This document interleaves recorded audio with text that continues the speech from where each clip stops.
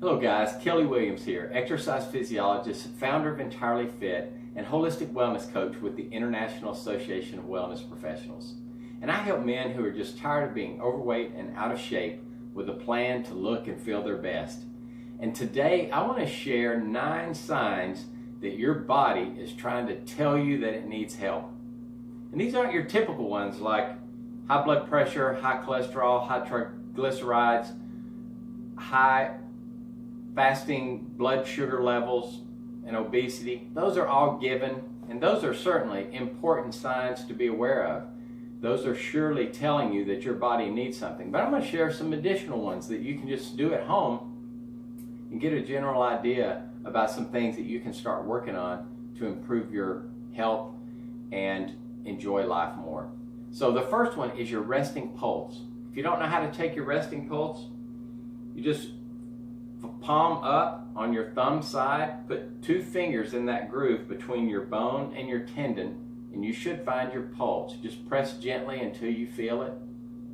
And once you find that, count how many pulse beats you feel in 30 seconds and multiply that by 2, and that would be your resting heart rate per minute. Now, do it first thing in the morning before you get out of bed. Maybe sit up on the side of your bed and just sit there for a minute or so, and then take your resting heart rate. An average resting heart rate is about 72 beats per minute.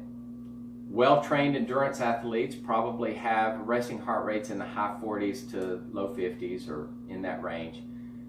Moderately trained people that just do cardiovascular fitness and exercise regularly probably have resting heart rates in the 60s. And then as you climb up the scale, the more unfit you are, the higher your resting heart rate typically is. Now, it's not always the case, but you can use that as a sign. If you're not exercising regularly and your resting heart rate is in the 80s, you can kind of know that maybe that's a sign saying that you need to start getting more physically fit.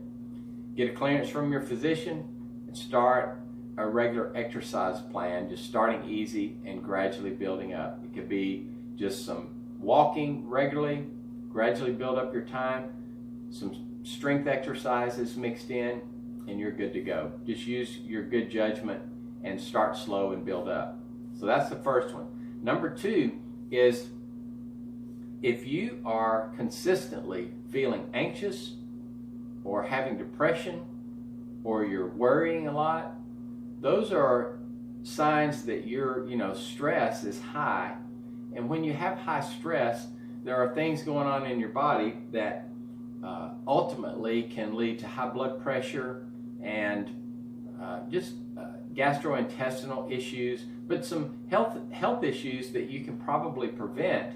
And so if you're anxious and depressed or under a lot of stress, first identify what is triggering that, what is your stressor, what might be causing some of this anxiety or depression. Identify that, start trying to get outside more, start trying to get on a regular exercise plan if you're not, work on getting good sleep, and if you need to, if those things aren't helping, definitely get with a professional that you can work with to reduce your stress and come up with a plan to start having less anxiety and definitely less depression. But getting outdoors, exercising are 2 of the best things that you can do for yourself. But definitely work with a professional and get that under control, because stress leads to other issues that can really affect your quality of life. The third one is poor sleep. If you're not getting adequate sleep and you are waking up each day and you're tired, or you're tired throughout the day, if you snore a lot, you may have sleep apnea. It may just be some other things. Sometimes stress will keep you from sleeping well. Not exercising regularly can definitely affect your sleep. Not getting outdoors regularly and being exposed to sunlight can affect your sleep. So first thing that you do is try to start exercising. Definitely get outdoors more. start putting together a good sleep routine at night so that you turn your screens off early, about an hour before you go to bed. Have a good nighttime routine and get in bed at a time when you can get adequate amount of sleep, and just start practicing the habit of working on your sleep. And if those things are not working, get with a sleep professional and see if they can help you with your sleep patterns, because sleep is definitely an important part of the day. It gives your body the opportunity to recharge, and if you're not getting good sleep, it will affect you over time. All right, number 4 is your waist to hip ratio. Now this is a measure of your overweightness or just your relationship of your weight to your body. And typically people that have, or men that have a high waist to hip ratio, run a much higher risk of having heart disease or death from heart disease than people that keep their waist to hip ratio in a good measure. So just above your love handles, about an inch or two above your navel, where it's the smallest part of your waist, take a tape measure and measure that circumference, and do it without a shirt on.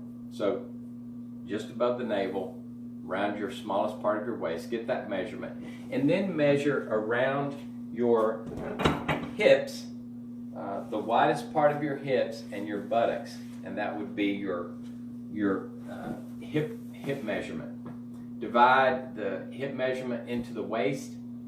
If your number is above 1, you are at a high risk for developing heart disease and other issues related to your cardiovascular health. If it's between 0.96 and 1, you're at moderate risk, and if it's below 0.95, then you're at a low risk. So again, the waist divided by your hip measurement is that. So that's test number 4. Number 5 is the toe touch. I've been having some back pain issues recently, and so my flexibility is a little bit low, but I struggle with this all the time anyhow. So hamstring flexibility is something that I need to work on, and I do work on, but it's not great. So that's a good sign to me that I need to really focus on getting my hamstrings more flexible over time to reduce my risk for chronic back pain and other injuries related to having tight hamstrings. But basically, you keep your knees straight. You want to bend from the hips and reach down, and you can see I'm a good 3 or 4 inches from touching my toes, so I've got to work on that. If you can touch your toes, you're at a lower risk of back issues. And really, you want to look at the hip angle, really you want that hip angle to, instead of like mine where it's more like this, you want it to be more like that, and not just all coming from curving your upper back over. So that's another test.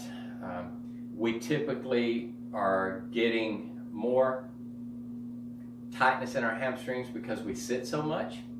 So practice sitting on the floor some instead of, we sit in our chairs at our desk, we sit in our cars, we sit in the recliners, and then these muscles on our backside get tight. We want to work on keeping those flexible. The next one is an overhead squat. And basically on the overhead squat, it is just another test for mobility. And it's a difficult test, but if you cannot do it, this is definitely a sign that you have mobility issues from your ankles all the way to your shoulders. So with the overhead squat, you take a bar, just a broom handle, anything, a golf club, put it overhead, and you can see I'm about a little wider than shoulder width apart. My arms are straight. I'm going to turn so you can see. And then feet are a little wider than shoulder width apart. The object is to squat as low as you can and keep the bar from leaning forward. So I just want to go down and up.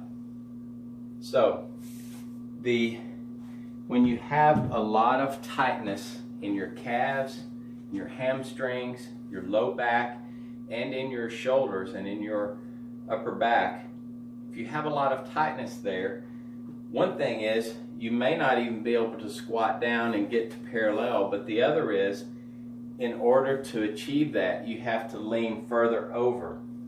So with that particular test, if obviously if you have knee issues or low back issues, that may prevent you from being able to do that, and that's a different issue.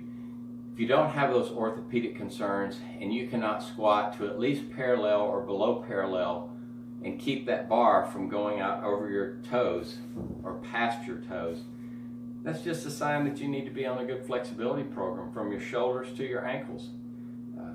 So that's a great sign about mobility. If you can't do that, it affects all the other movements that you do. So whenever you're doing yard work, if you're doing any kind of sports, or whether it's golf or softball or any movement that you're doing,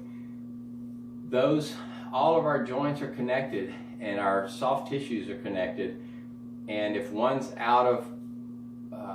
if one's not very mobile, it's going to affect other movement patterns. So you run a higher risk of injury when you can't do that exercise. So just work on flexibility, gradually work on your overhead squat. You don't even have to use a bar in the beginning. And over time, you can get to where that is something that you can perform. Now the next one is being able to do push-ups, and one's with a pause. So what I like to do is just get in a good push-up position on my toes. My hands are just a little wider than shoulder width apart, and go down to you're about 1 inch from the floor with your chest, about here. Pause for a second and come up. Pause for a second and come up. And on that one, you need to be able to do at least 15 push-ups with a pause at the bottom. And if you can't do that, that's just a good sign that first of all, your core may be weak, and second of all, your upper body may be weak. So that's a good measure of core and upper body strength. Gradually build up to where you can do 20, 30, 40, or 50. That would keep you that would definitely be a sign that you're improving your upper body and your core strength. The next one is related to your core as well, and it is a plank. You should be able to get on your elbows and on your toes and hold this for 60 seconds. If you start sagging, or if you really have a lot of shaking, that's an indication that your core is weak and you just want to gradually improve your core strength. You can do that by doing planks. You can do it by doing some pelvic tilt exercises, and that is where you lay on your back. You have a little arch right here. You just tilt your pelvis back and press that flat. Those will work on your abdominal strength. You can throw in some crunches. You can work on alternate arm leg reaches, pausing at the top, keeping your pelvis level. Those different exercises will help with your core strength. And then the last one is being able to get up and down from the floor without using your hands. So for example, if you sit down and you're in a seated position, legs are crossed, you should be able to get up from this position without having to use your hands. And this is just a measure of your balance, really your core strength, and your mobility in your hips and your low back. So you can do it different ways. Basically, something like that would work. So those are your 9 signs: resting pulse, anxiety and depression and stress, snoring or poor sleep, your waist to hip ratio, the overhead squat, toe touch, getting up from the floor without using your hands, the push-ups, and then a plank position. One bonus exercise would be to be able to do a chin-up. It's another measure of your upper body strength, primarily your upper back and your arms. So if you've got access to a chin-up bar, gradually start. You can start with just hanging with an overhand grip, and then gradually build up to where you can start doing chin-ups. And so all of these little signs are related to exercise, being in the outdoors, getting enough sleep, following a diet that is good, heart-healthy diet where you're getting fruits, vegetables, lean sources of protein, whole grains, beans, and plenty of good fluid, and getting your weight under control, and then managing stress that might be affecting your quality of life. That could be done through meditation practice and some of the other things that I've already discussed. So I hope these tips help. Have fun with it.